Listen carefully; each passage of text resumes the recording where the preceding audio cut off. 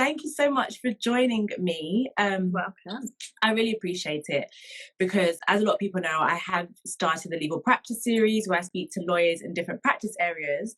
But I've also started the qualification series because I think it's important that aspiring solicitors know what their options are when it comes to qualifying into law. And the only option isn't, to do a law degree, get a training contract, do the LPC. Now we have the SQE and we have the Solicitor Apprenticeship route. Yes. So I'm really glad to have you on the platform because I know you can cover both. Yes, absolutely. So if you don't mind, can you give everyone just a brief background and overview of your legal journey to date? 100%. So it feels like my background has gone from like just a little background to like this big long drawn out background because I feel like I've been working for so long. There's like so much has been added to it, but in very basic terms, I'm Holly and I'm a final year solicitor apprentice. I work at ITV and have worked there for the last 6 years. And what a solicitor apprenticeship is, kind of in a rough term, I know we'll go into this in a bit more detail, but it's a 6-year program, usually done straight out of school, out of college, and you do your law degree and your SQE while you're working. So whoever you're working for, it could be a law firm, it could be a business, they'll fund your legal studies and you'll work 4 days a week and you'll study 1 day a week for 6 years and then you qualify as a solicitor. So I'm about 3 months away from that end point now. So congrats. Crazy. So if you think of it in terms of I suppose if you're comparing it to the traditional route, which is training contract and law degree training contract, it takes the exact same amount of time, but it's sort of a 6-year training contract, I suppose. That's the different way of looking at it. Yeah, absolutely. And I completely agree. And I think sometimes people look at the solicitor apprenticeship route and they're like, oh my God, 6 years to qualify. But really and truly, in practice, the alternative isn't shorter. No. So with a law degree, if you do straight law degree, it's 3 years. Then you'll spend a year at law school. Then you'll spend 2 years in a training contract. That's still 6 years. But for us that are less fortunate in getting a training contract straight away, some of us are 10 years down the line. I started my undergraduate in 2011, finished that in 2015 after doing a 4-year course. Self-funded for a year, 2017, still didn't get a training contract, didn't get it till 2021. And so I won't qualify until 2023. So yeah, the solicitor apprenticeship I've known so many people is a great way to go down, and the year shouldn't put anyone off, basically. Absolutely not. And I think that's something that whenever I say to people, oh, it's a 6-year scheme, everyone's like, 6 years. Oh, literally. Especially when you're like 18 and you're coming out of school, you're like 6 years. That's a long time to like sign my life away. But then when you explain, actually, if you want to be a lawyer, you're going to take 6 years anyway. Yeah. And actually, if you at least 6 years. At least, yeah. So it could be a lot longer. I know a lot of people that were incredible lawyers that didn't qualify like until their 30s just because it's so hard to get training contracts. Absolutely. I couldn't agree more. So I think my first question for you then, and definitely a question that people send me when they're trying to figure out what it is they want to do, is why did you decide to do the solicitor apprenticeship route? Why was that something you decided to do? Yeah, there were like a few reasons I think that drew me towards this route. It was sort of necessity as well. So when I was at school, I knew I wanted to be a lawyer. I did kind of legal work experience and I thought this is definitely something that I want to look into a bit more and pursue. So I studied law at college from A-level and did some more work experience just to figure out if I wanted to be a solicitor or barrister. Decided I wanted to be a solicitor because the thought of being a barrister just terrified me. It's just that life is not for me. I admire people that can do it, but not for me. All right. And when I looked into, I was a bit naive as to what it took to become a solicitor in terms of what studies you had to do, how long it was going to take. So when I started looking into all of that, it was my first year of college, I think, and I thought, you have to go to university and do law or do the GDO after and add another year. Yeah. Then you have to do the and LPC, more money. Then you have to do a training contract. And I was just like, wow, that's a lot. And it scared me. And then I thought, okay, that's fine. I'll just go to university and do law. Everyone else is going to university, it'll be fine. And then spoke to my parents about it. And they were like, we're not in a financial position to send you to university. Like, I'm sorry to say it. Like, we're not in that position. You need to get a job, you need to get experience, you need to start working, earning some money. I was like, right, okay, let's change that mindset then. But I didn't want to give up becoming a lawyer because of that, because I think a lot of people do get drawn away from this area because of their circumstances and because of their background. It's just not viable for a lot of people, and it wasn't viable for me. Even though I had experience, I had the grades and everything else, it was just my sort of situation. So I started looking into sort of alternatives to qualification, and I found Silex and I found paralegal apprenticeships and things like that. But none of those would get me to exactly where I wanted to be, which was qualify as a solicitor. So in my second year of college, which was 2016, I kept looking and kept trying to find like a foot in, and what I found was the solicitor apprenticeship, which had just been brought out that year. So it was sort of meant to be, because that was the very first year that they'd brought that out after the government apprenticeship levy, so they were really pushing it. And I think only like 3 firms did it, and so I was like, this is literally perfect. It takes away all of my worries in terms of like financial worry, because I'll be getting paid a salary, I'll be getting experience, and all of my tuition fees are paid for. I won't come out with debt. I'm not going to be in that position to then finish university and have that worry about not getting a training contract and not being able to do anything with my law degree. And all of those worries would be gone if I could have got one of these solicitor apprenticeships. So I just everything into it. And I ended up not even applying to university, because I was like, I know I can't go, even like I know I'd get in, but I can't go. So the only sort of option for me to get where I am was for the solicitor apprenticeship route. Right. And I think you touched on so many great points, and I'm really glad that it came out when you're looking for it. I feel like that's happened a couple of times to me before. It's like you're looking for something and it just kind of appears, and you're like, this is it. This is the sign I needed.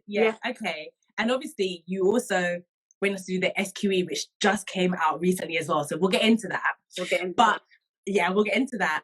But I think with the solicitor apprenticeship route, one thing that people maybe are more apprehensive about or not sure about is, how do I actually look out, or where do I find out about what solicitor apprenticeships are available? Where did you look, and do you have any advice for aspiring lawyers who maybe are not sure where to look or where to start? Yeah, definitely. I think that was something that I had to learn along the way. It took me a good 2 years of looking on Google and trying to work out where you get these jobs, how they come up. And honestly, my first port of call was just going on Google, how do I qualify as a solicitor? Jobs to get me to call it legal jobs in London, legal jobs in Essex, and trying to find out more about that. And I think people really underestimate a quick, simple Google search. Because, people will say, oh, how do I get these jobs? How do I find them? And I'm like, honest to God, if you Google back then it was a bit more difficult because they weren't as known. But now, if you Google solicitor apprenticeship and where you live or what area you're looking for, so much information will come up. There are so many write-ups about it. There are so many firms offering it now that a simple Google search will do you wonders. But obviously not everything's going to come up through that. So some really good websites to kind of focus your searches around are the government apprenticeship website. That was one of the best apprenticeship websites that I used, because it was so simple to use. And also I think there's a requirement for all apprenticeships to be listed on there, or at least most of them. So you will literally find everything on there. So even if you're not looking for just legal apprenticeships or just solicitor apprenticeships, you'll find all sorts on there that you could be interested in, which I think is really important. Another one is not going to uni. I have loads of stuff on not going to uni on my page. I think they're great. I've never seen them, but okay, definitely check them out. They're really, really good. They do all sorts of apprenticeships, not just law, but that website is really great for kind of listing it, and it helps you to apply and things like that. Lawcareers.net, I found loads on there.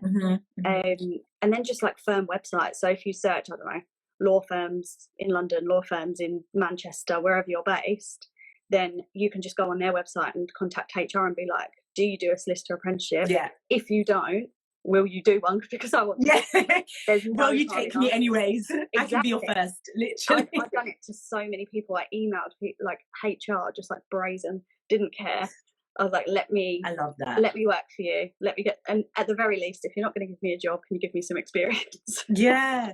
And I think that's so good to be proactive, because sometimes opportunity is not there yet, but that's not to say that it's not in the pipeline. It's not to say that the firm weren't thinking about it.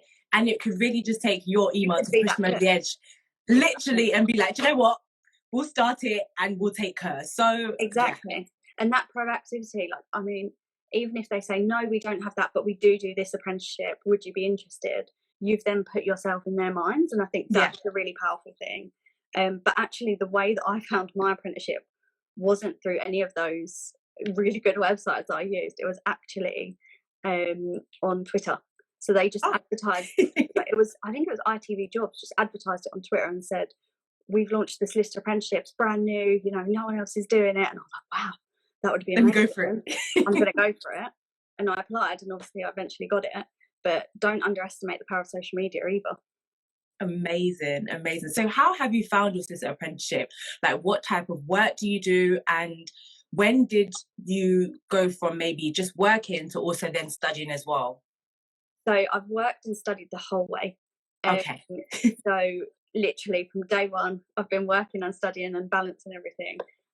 So the sort of structure of it is the first 4 years is your law degree. So your law degree takes 1 extra year because you're doing it part-time. Yeah. So yeah, first 4 years is law degree. Final 2 years is your SQE, prep courses and exams. And that kind of makes up the whole 6 years. And throughout the 6 years, you get 1 day a week to study. Which doesn't sound like a lot, and it's not a lot, and it's probably not enough. So you do have to kind of work those extra hours and work with your managers and things so that they understand what your needs are. Sure. But in terms of the working kind of structure, I've moved around all of the departments for the entire 6 years actually. So I've got to experience all of the different legal departments within ITV, and I've also done a private practice secondment. So I just finished that last week actually. So I know, congrats. Thank you. Yeah, so I did a 6-month seat in private practice, which was so different to in-house. It's really weird because most people will train in private practice and do a secondment. And they do a secondment in-house, yeah. I've literally flipped it and just done the total opposite. So that was an interesting experience. I'm sure we'll talk about that as well. Yeah, but some of the departments that I've worked in at ITV, so it's I've done kind of commercial marketing, I've done commissioning, which is bringing in new shows and new ideas, studios, so all of the contracts, all of the negotiating, things like that go into making the program, so like the talent, the location, everything like that, all the kind of more exciting telly stuff. I've also done like global licensing and intellectual property, so most recently intellectual property, and when I go back next week I'll be back in intellectual property as well until I qualify. Amazing. Okay, we've got so much things to cover now. So so much. Okay, so in terms of, let's start with what you've just spoken about. So in terms of your seats in your areas, is it a case where you have to sit in all of those different areas of the business, or did you pick seats and then you were allocated as, you know, where those business needs? So it was set out at the beginning that I was going to move around, which I really liked, and that really drew me to the job because I was like, I want to experience everything. And now 6 years later, I'm kind of the most experienced person in the legal department there, because no one else has been in that position to work in all of the teams and have that kind of bird's eye view. So it's actually really beneficial for the team, not just for me. So it was always in the plan that I would move around, but it also goes to business needs. So for example, I think in year 4 I joined the commissioning team it was meant to be 6 months, and I ended up staying for nearly 2 years, purely because it was so busy. And by the end of my 6 months I was kind of doing most of the work that the other lawyers were doing in that team, and they were like, we can't afford now to go back to one less person because we've got so used to you having that workload. Like, we need you. We need you when you're not going. And so they ended up like every 6 months it was getting extended. They were like, you can't go. And I ended up having to like put my foot down and be like, no, I have to leave. Because I need to see somewhere else, guys. I love the team and I love the work, but I was like, I have to experience these other places now before I qualify. Because after I qualify, obviously you sit in one department, and I probably won't have this opportunity again to get this much experience. Absolutely. But yeah, I mean, I really advocated for that private practice secondment because I thought it was so important for me to experience that before I qualified. Even just for me to make kind of big career decisions. Sure. I could completely change my mind about what I wanted. Right. And every single seat I've sat in, I'm like, oh, but I really like this one. Oh, but I really like I'll qualify really here. Actually, no, I really like this one instead. Yeah, literally. Yeah. And that's the great thing about a training contract or legal experience in general. It just kind of opens your mind up to what your career could look like long term. So. Yeah, exactly. It helps to make some like big decisions, I think. Like every seat, and I think you'll experience it as well. Every seat you sit in, you'll be like, is this going to be the seat that I end up with? Is this going to be the one? I know. And obviously you touched on the fact that you had your private practice secondment. Did your secondment have to be private practice? Could it have been another in-house place? And did you get to pick the private practice of the law firm that you sat at, or was it kind of predetermined? So I think it would have had to be private practice purely because I'm just not sure how it would work for me to go to another business. Yeah. And I think relationship-wise, it was really good for me to go into private practice because in-house lawyers will instruct external private practice lawyers with, you know, if our workload gets too much or if we need really, really specialist advice, we'll instruct kind of most in-house companies have a panel of different businesses that they'll instruct, different law firms. And we thought it would be a really good idea to have one of those law firms be the law firm that I did this comment to. One, for relationship reasons. Two, I'd worked with them already over the 6 years, so I kind of had that relationship with them too. And it's just, I think it just makes sense to go to a law firm. So that's what we did. And in terms of picking, I had a big say, I think, in who I went to. In terms of, I think there was maybe 6 or 7 firms that were in the running. Oh, that's a very good selection. Right? Really good selection. So I definitely wasn't hard up for a good firm to go to. Not at all. Not at all. Really lucky. But yeah, I had a big say because my thing was I wanted to do a intellectual property seat in private practice, and what I thought about then was which firm is best for this work. Where am I going to get the best experience? Where am I going to be exposed to the most stuff? And so that was kind of what I based the decision on. Then we started the whole chat with them. Nice. Okay, so just briefly, what type of work did you do, like on a practical day-to-day basis? Did you do in-house, and then how did that differ when you moved to private practice, if at all? So I'll use intellectual property as an example because I did it in-house and then switched to do it secondment like back to back. Okay. So there's like a good comparison there. Sure. So in-house, our intellectual property is literally, our team is my manager and me, and that is it. For the whole company. So there's a lot of work and a lot of responsibility. So we will do things like naming clearances. So for example, if the teams come to us and say, we've got a new idea for a show and it's going to be amazing and we're going to call it this. And we'll be like, okay, let us do some checks on that. So we'll do all of the legal background, we'll do all the clearance on it and basically go back and say, yes, you can have it, it's great, you can use it, and we'll protect it, we'll trademark it. And register it, and have you got a logo because we'll register that, or we'll say absolutely not, don't do that, that is a red flag. Literally red flag, we're not doing that.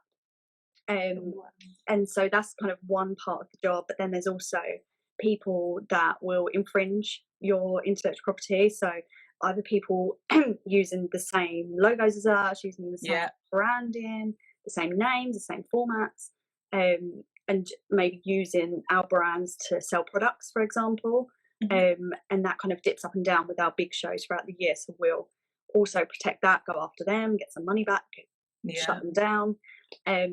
So that's another part of the job. And it's all very much business focused. So whatever the business needs in terms of their intellectual property rights, if that's protecting them, if that's registering them, that's what we'll do. So it's a busy job, and we do it for all of the international offices as well.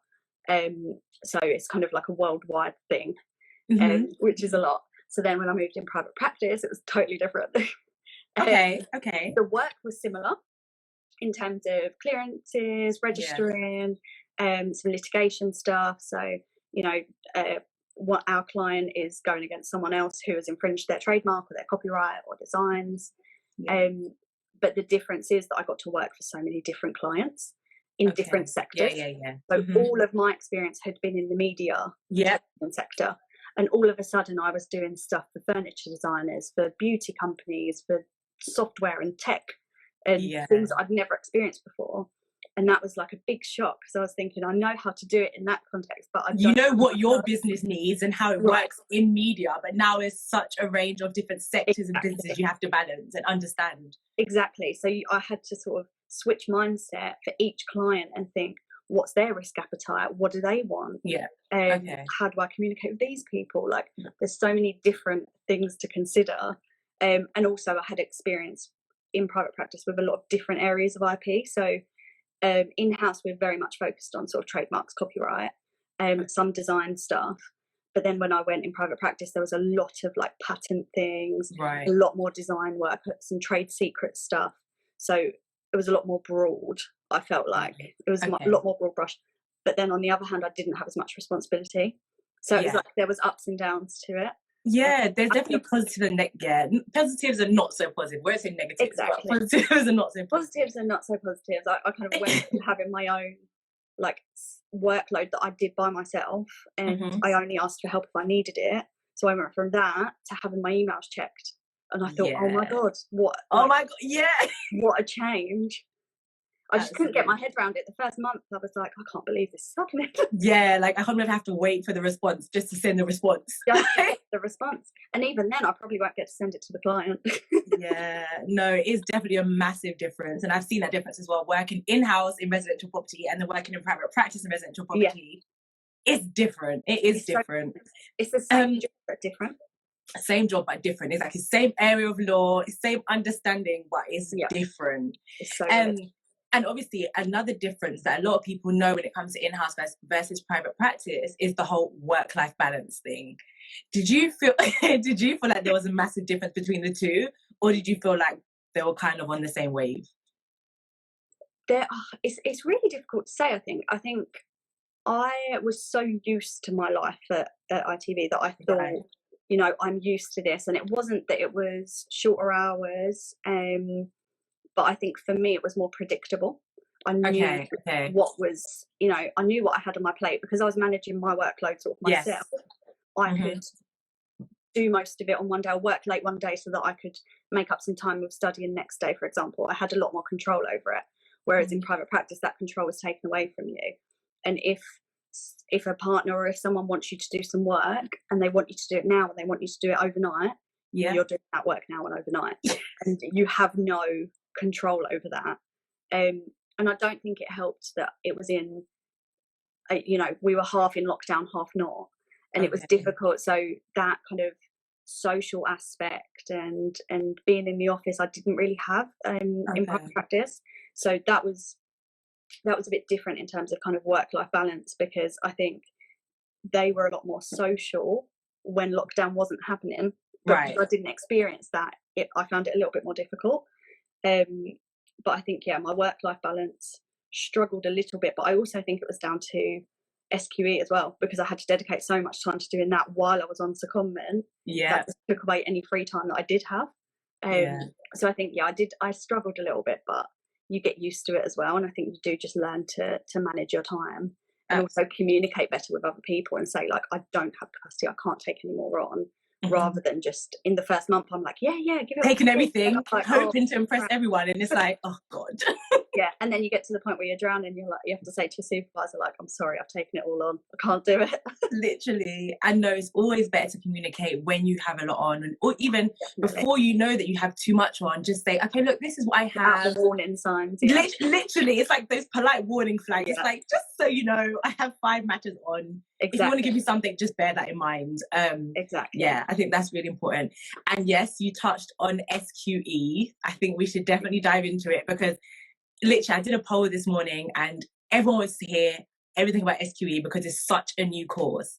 And my first question then to you would be, when you joined with ITV, was LPC still on the table, or was SQE the automatic next stage after you did the law degree? So when I joined, we weren't sure whether I was going to be doing the SQE or the LPC. We knew the SQE was in the works, but there was that worry and I'm sure that people who have been following it for a long time will know, there was worry for a few years whether it was even going to be done on time, and whether it was going to be implemented when it was supposed to be. So we were a bit up in the air, and we were actually up in the air until about 6 months before I started the SQE. So we didn't even know then if I was 100% going to be doing SQE or LPC. So I was just kind of trying to prepare for both and see what was going to happen. Keeping up to date with the news and stuff, the updates. Exactly. Like every day I was looking for an update.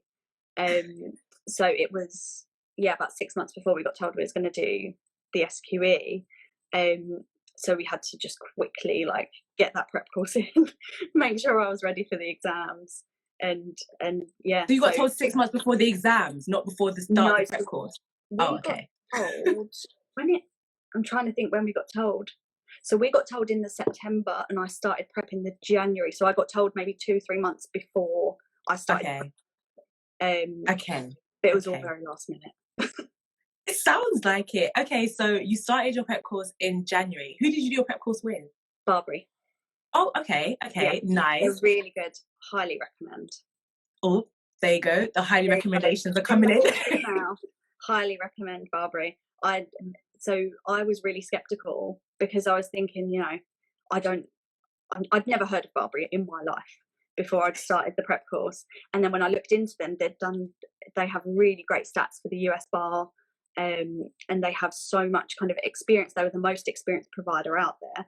Okay. So then when I got told I was doing it with them, I was like, this is good. This is the best. Works well. Yes. Yeah.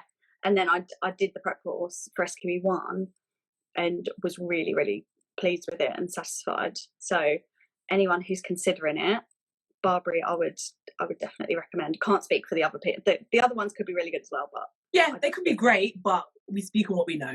Exactly. I won't speak about things that I know nothing about. Literally, as a disclaimer will be there. Okay, so with the SQE1 prep course, what did that include? What does that look like?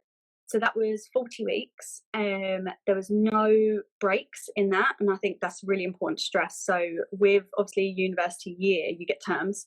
And you have those reading weeks, or you have your kind of summer holidays between exams. With this 40 weeks, there was no room for error. There was no room to find. That is 10 months. No breaks. So my way of approaching that was basically to get ahead. So at the very beginning, I think I got 2 weeks ahead and tried to maintain that. Purely because I thought at some point in this 40 weeks, I'm going to need a break. I'm going to need a few days off. I'm going to need a breather or something just to get my head back around it. Or what if you're not well and you can't do it? I was just catastrophizing. So I was right, I'll get a couple of weeks ahead. And I think that stood me in really, really good stead. Because if I didn't understand something, I could take a little bit longer on it. And there's so much to cover. So for SQE1, I think there's 14 areas of law to cover, which is heavy. And it's in a lot of detail. So to keep all of that in your brain is difficult. So I think, it's important to take your breaks if you can, and stay ahead if you can as well. Mm-hmm. Perfect. So you said 14 areas of law. Is that LLB type areas of law, like your contracts, your torts that you're going over again in SQE, or is that more your LPC type where you're doing more things like more specialist areas of law and then more practical courses? So that's both. So it's all of the core areas. Yeah. Like everything. Intense. So it's all of the core areas, plus business and a few, so wills and probate, and a few other ones that are usually on the LPC, and professional skills and conduct, solicitors' accounts, for example, all of those. So all of that is in there. And for those who actually don't know what the exams entail, so they're all MCQ for SQE1. Okay. So there's 2 very long exams, and they are, I think there's 180 questions on each exam. So there's 360 questions across 2 days. And the areas are split. So on day 1, it's 7 areas of law on day 1, and then the other 7 areas on day 2. Right. So you basically approach your revision very different from an LLB, because you're learning to answer essay questions, problem questions, and how to do that, structure and answer and stuff like that. Yeah, right. And with this, it's there's a right or a wrong answer and that's it. Whereas in your degree, you have a lot more leeway, because if you can persuade someone of your, you know, what you think, you might still get some marks. But if I just put the wrong answer, it's just across. There's it's just wrong. Yeah, you're either wrong or you're right. And that just really terrified me at the beginning. The fault, because there's 5 answers. And if I'm looking at them, any of them could be right. What? 5? Wait, A, B, C, D, E. Wow. That's a lot of answers in a multiple choice. And they're all very similar. Of course they are. Of course they are. And it's not open book, is it? No. You can't take anything. We couldn't even take water in. Okay, we need to stay hydrated, guys. Like, honestly, minimum. We need to stay hydrated. So the exams, I think, so it was 2.5 hours in the morning, 2.5 hours in the afternoon, and you get a break for lunch. You could go and get water if you wanted, but you had to ask and your time didn't get stopped. So I think my approach was like, get this done. Get it done. But don't waste time. Okay, so you have 5 hours to do each paper, each 180 question. Exactly. Okay. Wow. Yeah. It was a lot. It was intense. Wow. It was intense. I thought like the LPC exam was hard. That was 3 hours and I was stressed. 5 hours it's a lot of stress. It's a lot of stress. And I think it was, I'm not going to say worse, but I think we carried a lot of stress going into it, the people that did it the first time, because it was the first time. And because no one else had done it before, we couldn't ask, like you're asking me now. I couldn't ask anyone these questions because I had no idea. No one had done this before.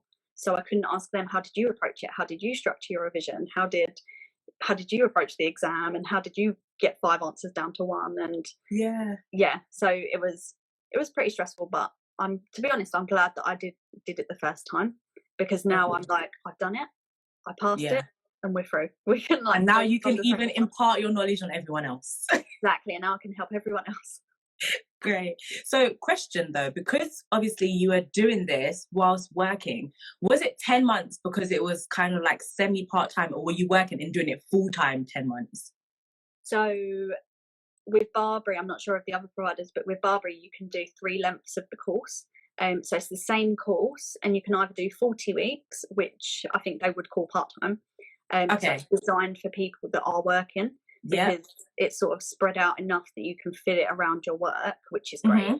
And then they do the 20-week course, and I think that's probably for people that want to work part-time and study part-time. And then they do a 10-week course, which is really intense, and that's for people who are like just studying. Because I don't see how you could do it otherwise, but I think that's like the aim of it. But you can pick any length that you want, I suppose. But if you're doing it through an apprenticeship, you'll do the 40-week course. Okay, cool. So that was SQE1. How soon after that did you start SQE2, and what did that look like? So I actually started my prep for SQE2. So I'm doing prep with barbri again. I actually started that prep before I got the results of SQE1, which no downtime. So you have to pass SQE1 to be able to take SQE2. So if you don't pass SQE1, you have to wait for the next set of exams and then take them and then progress to SQE2. So I was really stressed in that kind of month interim where I was thinking, if I don't pass, I'm now going to have to stop my SQE2 prep and take the SQE1 again. Go back and revise it and take the test again and then start this again. Right. I was like, please don't let this happen. Please don't let this happen to me. Luckily I passed, but SQE2 prep is a lot different. So it's 12 weeks. So it's a lot shorter. And it focuses, so SQE2 is based on practical skills. So you're examined on 2 oral skills and 4 written skills, and that's across 5 days. So I think for the written skills you have 4 assessments a day for 3 days in a row, and then for the oral skills you've got 2 assessments a day for 2 days, if that makes sense. Yes, it makes sense. I'm just smiling at how intense it is. Super intense. And so the way that they incorporate the knowledge is, so you're assessed on your skills and your legal knowledge. The legal knowledge should have been gained in SQE1. Of course. You're meant to be sort of revising your SQE1 knowledge while you're learning the skills through the 12 weeks, and then just bring it all together at the end and smash the exams. Do another exams. Yep. And smash the exams. Do another exams. Yep. Okay, so you mentioned obviously you had to pass SQE1 before you did SQE2. Do you remember what the pass mark is or percentage or anything like that? I think I can. So in terms of the pass rate, only 53% of people passed that first. They only 53% passed the first round, which was really low for what I was expecting. Yeah, I'm not sure what other people were expecting, but I think from the reaction of a lot of people, everyone else thought it was low as well. And there are a lot of kind of diversity issues as well surrounding those figures. And I've actually done a breakdown of it on my page. I've seen it, so everyone check it out. Yeah, I've seen it. Because I was like, there needs to be some transparency here. So that was the pass rate. The pass mark, I believe, was 56% for the first exam and 57% for the second exam. I might be a couple of percents out, but it was in the 50s range. So they were just super hard. God, yeah, because that's not like a super high percentage, but they obviously made it that percentage because they know how hard it is. They know how intense it is. They know 14 courses. I'm sorry, I still can't get over it. I think it's a lot. It's a lot. I think it's a lot. The way that I thought about it was that's a whole degree plus a whole LPC, if we're thinking about it like that, within 2 exams. Literally. That is a lot of knowledge. And I think something that I have thought about a lot is, obviously I have a law degree, so I finished my law degree in 2020. And that did help me a lot with my SQE1 prep, because I had that foundation. I didn't have the stuff in detail in my mind, but I had that foundation knowledge because I'd studied a lot of it before. There are a few new subjects, but most of it I had studied. And I was thinking, coming at it from a non-law background, as someone who would have taken the GDL but is now taking the SQE, that is so intense. You're learning 14 areas of law from nothing, from scratch. So that's a good point that you just made with the SQE then. So you don't have to do the GDL as a non-law grad before you do. Madness. It's madness. It's actually madness. When I was kind of reading up about SQE, it does make sense for law graduates. In my mind, it makes sense. Yeah. The non-law graduates with no background in law to then go into that intense environment to have to learn all of that information. It was intense for me as a law graduate, and I struggled. And it's just, it's so hard. I just can't imagine doing that without a law degree. And I still think that a GDL would be beneficial for those who are looking to do the SQE, purely to just get you into that mindset and give you some background and some core areas of law. Yeah. On that point then, how are you taught on the SQE? Like, is it books and like seminars? Is it lectures? How are you actually taught in your prep course for the SQE? So it's all online. So one of the SQE sort of benefits, I suppose, is that it does work quite well around people who are working. And I think a lot of it's aimed towards people that have worked for a long time but can't get a training contract or haven't had a training contract for whatever reason. It allows them to now do this qualification while they're working and not take time out of work. So it's sort of a combination of books, recorded lectures, mock exams, review activities that you do, and there are also kind of seminars that you can drop into live if you want to, but it's designed so that you can do it at your own pace whenever you want.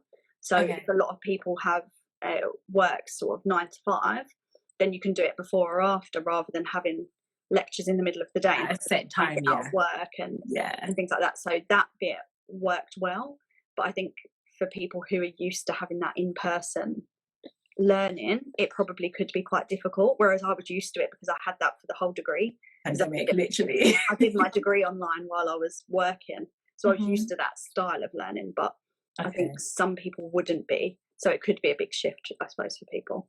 Sure.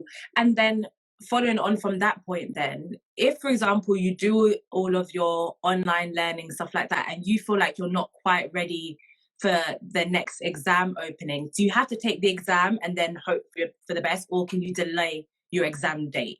Like, how does exam times work? Yeah, so the prep course and the exams are totally separate.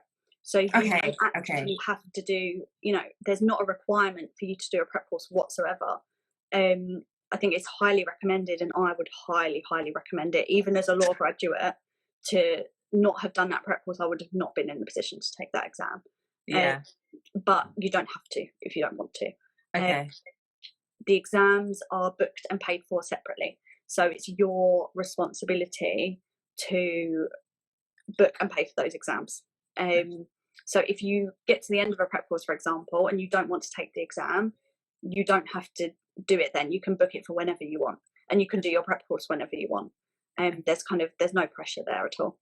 Okay, I think that's good then, because obviously you could do it, you could do the course in the usual time frame and then get to it and feel like, actually, I need to spend another 2 months going over all of this. Yeah, I think that's a very important flexibility thing that you don't necessarily get, you don't get with the LPC. No. So, okay, I'm glad that we highlighted that. Yeah. So you are still doing the SQE2 then, sorry? Yes, so I am halfway through the prep for SQE2, so I've got 5 weeks left of prep, and then the first SQE2 exams are in April. So I'll be taking those, and then I'm done. So when you say you're done, is in you're qualified? As soon as I get the results for SQE2 and I pass. Absolutely. We're not even considering not. Absolutely. So yeah, as soon as I get the pass results for SQE2, I can click the button on the SRA website and qualify. That is so exciting. Like, I'm so happy for you, because it's so surreal. 100%. Like, it's 6 years, but I know another thing about this whole timing thing is, either way, 6 years is going to go by. So it's like, if you know that, like, literally, so if you know that you're on a course that is going to qualify you in 6 years, that is the best guarantee you can get, as opposed to just being in this legal field for 6 years and hoping you get a training contract, or hoping. I feel like it's, you kind of front load the work in terms of, you do the training contract applications when you're applying for your apprenticeship. Yeah. And then when you get the apprenticeship, you're like, wow, if I now do my side of the bargain in terms of if I do the exams, if I smash them, if I smash my work and make them feel like, they can't get rid of me. Yeah, absolutely. That will be, in 6 years, I will be qualified. And that's kind of what got me through it, was thinking, like, it's really hard and it's hard work, but I love it. And in 6 years, I will be a solicitor. Like, I'll be where I want to be. Absolutely. Absolutely. And there was another thing that, a question I got in terms of like the solicitor apprenticeship route was, do you feel like, because you went down that route where like you trained in-house, do you feel like that has limited you in any way in terms of like the area of law that you're qualifying into, like your career going forward? Or do you feel like your experience is broad enough for you to kind of do what you want after you've qualified? I think it's a really good question, because obviously in-house there isn't as much variety in different areas of law maybe as private practice. So I wouldn't say it's limited me at all. Okay. Because luckily the areas of law I practiced are areas that I love. Yeah. I think if I didn't love those areas, then maybe. But all of my experience at ITV has been in commercial contract, some tort, some corporate, a lot of IP, and all of those areas are very broad, and you could take those anywhere, all of that experience. So that hasn't limited me. I think if I didn't do a private practice secondment, that might have limited me, because I wouldn't have any private practice experience. So if I did want to do that transition from in-house to private practice, it would have been harder. But now, having this 6 months, I now feel like, okay, I've got experience of both. And I've also got experience of litigation in private practice. So now I feel like my options are really broad. Amazing. But yeah, I personally don't feel like it's held me back at all whatsoever. Amazing. Thank you so much. Like, those are all the questions I have, and you've definitely answered them so well. Thank you. I know that we've received quite a few questions during the live. So if you don't mind, if we go through a couple of them before we wrap up. Amazing. Okay, so one question is, if you fail SQE 2, do you have to redo SQE 1 and 2 again, or only SQE 2? Oh, great question. That's a really good question. Great question. So no, they're separate. If you pass SQE 1, I think you have to pass SQE 2 within 2 years of passing SQE 1. But if you, so say for example, I passed SQE 1, say I fail SQE 2 in April, I would only have to take SQE 2 again. I wouldn't have to take SQE 1. Amazing. Okay, great. Glad that was clarified, because I didn't know either. Especially because we also mentioned that with SQE 2, you kind of have to have the SQE 1 knowledge. It's good to know that you're not testing them both again. Perfect. Exactly. Okay, good. Great. Another question is, how did you land an in-house role? It seems like there are so few available. Crazy competition. 100%. I totally agree. So in all honesty, being totally transparent, I had no idea of the distinction between in-house and private practice when I was looking at roles. I had no clue. I was 18. I just assumed that law was law. I had no idea. And you'll take it where you can get it, right? Take it where I can get it. Any job I can get, I'm taking it. So I had no idea. But when I started then looking into it after I had got the role at ITV, so actually I was in a position where I could choose between a law firm and an in-house role. Luckily I was offered both, and I chose in-house, and I didn't realise how much of a big choice that was, and how much of outside of the norm that was. But I think there is a lot of competition for in-house. There's, that is a thing, the competition.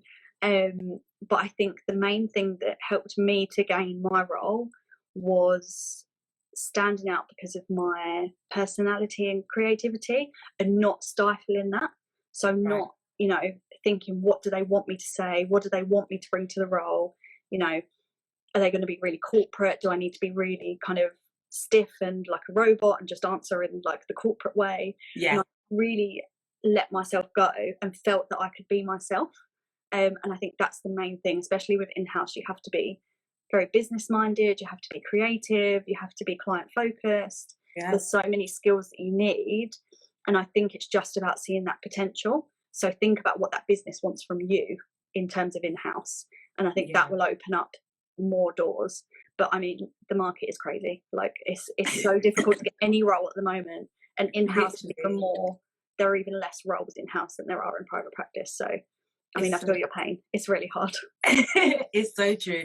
And like you said, it's just the nature of it. Like in-house companies may offer like 3-4 training contracts, and you have a law firm offering or 20. None. Literally, or none. Exactly. So it is just the nature of it, especially because when you're going in-house, all of the lawyers are focused just on that one business. Whereas when you go to a law firm, there's so many different businesses and clients and sectors that need so many different lawyers. Whereas when you're in-house, as you said, you need to be client focused. You need to be dedicated to that company as a business. Right. And so being able to show your passion and interest for them as a business is a good way to differentiate yourself, and not just, I want to do law. It's like, okay, but why do you want to be at ITV? Like, why is ITV such an amazing business? I think another thing to say there as well is that most in-house companies don't offer direct training contracts. Like, it's very rare. I've seen a couple, and what I think one of those is Sky, which is amazing that they're offering training contracts, but very rarely do they offer direct training contracts. And I think the best way to get a training contract in-house is to get an entry-level role, so paralegal, or any kind of lower legal role that doesn't need to be qualified, and then put that business case to the business, and then they might pay you. Absolutely. That's the most common way of doing it in-house. And I'm so glad you mentioned that, because I did a legal practice series live with my friend Christina a couple of months ago, which you can find on my YouTube channel. And she is a lawyer at the BBC. Amazing. And she started working at the BBC just as like an intern. She had like a commercial type role, and she put forward saying, look, I want to be a lawyer. And they offered her Silex. Exactly. And then soon after that, they introduced the direct training contract route. So honestly, get your foot in the door, show your passion for the business, and put your business case forward. I'm so glad you mentioned that. Yeah. But as soon as you said that, I was like, no, we need to talk about this. And as soon as she said that, I was like, we need to, Okay, great. Another question we have is, what challenges have you faced during your apprenticeship? There have been a few. Oh. I mean, it's been 6 years. There's challenges. There's been time for it to build. Exactly. I think I want to start actually by saying that the benefits and the amazing times and the opportunities and experiences and the happiness has outweighed the challenges before focusing on the challenges. But there obviously are challenges to everything, and I think something I struggled with at the beginning was balancing work and study, because it is hard to have like a full-time job and then study as well when you're trying to excel in both. And at such a young age as well. I was only 18 when I started, and it was like everything was new to me. I was new to working life, I was new to the business, I was new to everything. And I think I struggled with that for about a year before I settled into myself and found my rhythm and found how I was going to manage for the next 6 years. After that, it became sort of second nature. Another thing, probably a challenge that I've experienced throughout, is I've always been a very anxious, perfectionist person. So during college I had terrible anxiety, and it actually did get better once I started working. I think probably because I didn't have time to be anxious. There's no time to focus on the anxiety, let me just get it done. Let me just not think about that.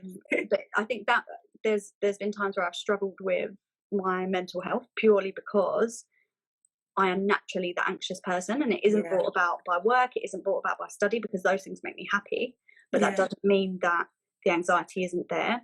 And I think growing up really in the industry and growing up in the legal world and learning how to manage that anxiety to make it workable for me and to make sure that I am succeeding and I am pushing and doing well, but that I'm also looking after myself. I think that's been a big learning curve for me, and it's something I'm still learning as well. I don't think anyone's perfect at that.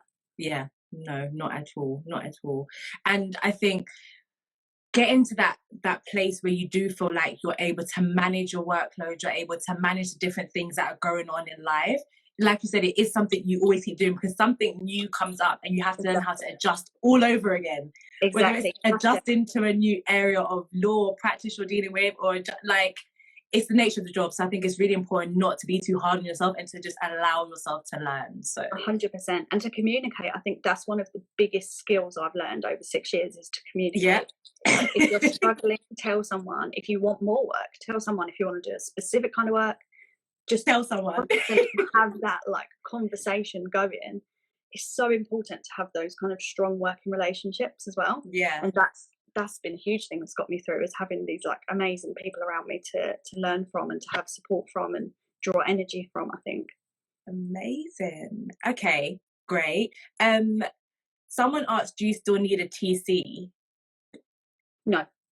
Okay. No, so I will qualify as soon as I pass SQE2. Perfect. Okay, a couple more questions. Are most in-house roles, for example, ITV, waiting for their solicitor apprentices to qualify before advertising any more solicitor apprenticeship opportunities? So I think some are. So ITV, for example, haven't done it since they took me on. However, I have been pushing to get another solicitor apprentice. I would personally, when I've qualified, I would love to take on another apprentice and mentor them through the scheme myself. And that's a goal of mine. So watch this space, because it will happen. I'll make it happen. So that's in the works, hopefully. I know that I think BBC actually do it every year or every other year, and they've also started doing graduate solicitor apprenticeships at the BBC. So that's another one to check out. They're on it with their apprenticeships. And I think it's really quite it's just business dependent on whether they want to take apprentices on, or whether that's in their business plan for the year. But I think that's an even better excuse to just reach out to companies and say, are you taking people on? If not, can you take me on? Would you consider it? This is why you should, and this is the business plan. I think that's such an important point as well, because especially with the pandemic, we saw a lot of law firms either defer their start dates for trainees they've already given offers to, or to reduce the amount of trainees they're taking on. And it's exactly the same for in-house roles, right? It's everyone's trying to manage their budgets, everyone's trying to work out whether we can afford to take on any new staff. And unfortunately, solicitor apprenticeships fall into that category as well. So at least if you reach out and they're not taking anyone on right now, you're top of the list for when they do, or you get that email notification for when they do. So, or they might say, we'll give you some work experience, we'll give you an internship. They might point you in the right direction. Like every bit of information is valuable. Great. Such a good point. We're going to do 2 more questions. So let me just find ones that we haven't covered. Okay, so we've had a couple of questions about the whole qualifying work experience type of notion with the SQE. So someone said, how did you meet the specific criteria for qualifying work experience, such as criminal litigation, etc.? So as far as I know, there aren't really many rules for qualifying work experience as of yet. That might change. Okay. But off the top of my head, there'll be more information on the SRA website about this. But you have to have 2 years of qualifying work experience, 2 years or equivalent. Okay. And it can be gained in up to 4 workplaces. So say you worked in 4 workplaces for 6 months each, then you could use that. There's no, it could all be in the same area of law if you wanted to. It doesn't have to be within all different, doesn't have to be contentious, non-contentious, could be anything.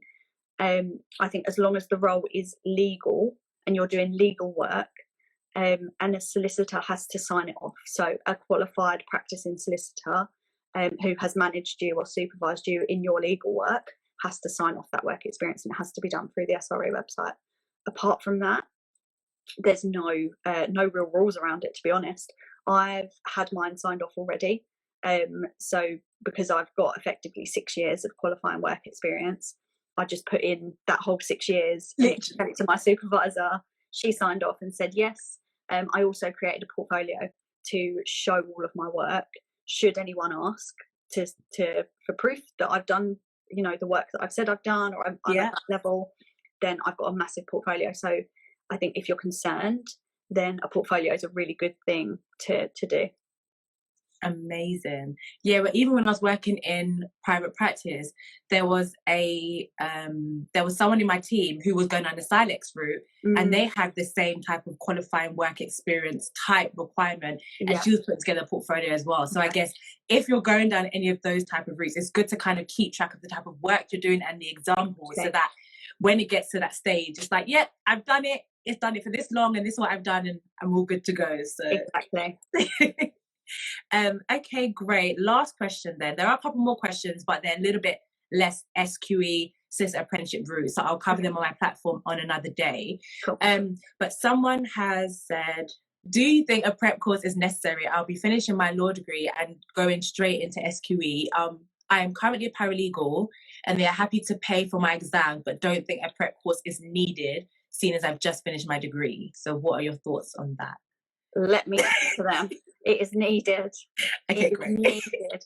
I mean, if your employer doesn't think it's needed, then I think what you can do in that situation is educate them by telling them exactly what the exam entails, exactly how it's very, very, very different from a law degree. You've got a really good background that you've got a law degree. That's a massive positive.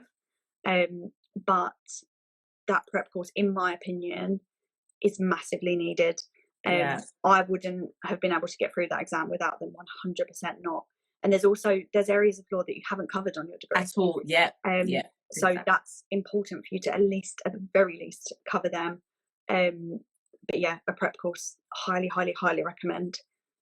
And I'm happy for that person to message me separately, and we can chat about it as well if they need kind of advice on how to approach their employer or anything like that. But my advice is yes, you need a prep course. You definitely need a prep course, guys. Don't skim out on it, because sometimes people think, do the SQE instead of the LPC. I don't know if the option's still there now anyways, but some people do it. Do the SQE course because you just have to pay for the exams, and it's so much less than doing the LPC. But it's like, you don't want to spend money doing the exams, fail it because you didn't do the course that you needed to do the exam, and then you spend more money doing multiple tests and then courses. And I suppose another thing to note with the SQE as well is that there's no resits. There's no free resits whatsoever. So if you fail, you pay for that whole exam again. So that's something to factor in, definitely. So it's not like a degree where you get those kind of August resits and things like that. Great thing to know. Well, thank you so much, Holly, for your time this evening. I know we've run over. That's okay. But we really appreciate all of the information you shared. If anyone has any other questions to send to you, where can they find you? So I am That Law Blog on Instagram, and I'm also quite active on LinkedIn. So my LinkedIn is in my bio on Instagram.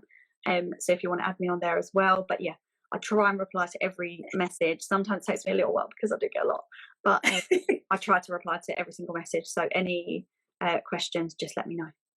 Amazing. Thank you everyone who's still in the live. Thank you for everyone who sent in questions, and if any questions for me, also give me a DM at Legally Diverse. So have a good night, everyone. Thank you again, Holly. Thank you so much. Bye. Bye.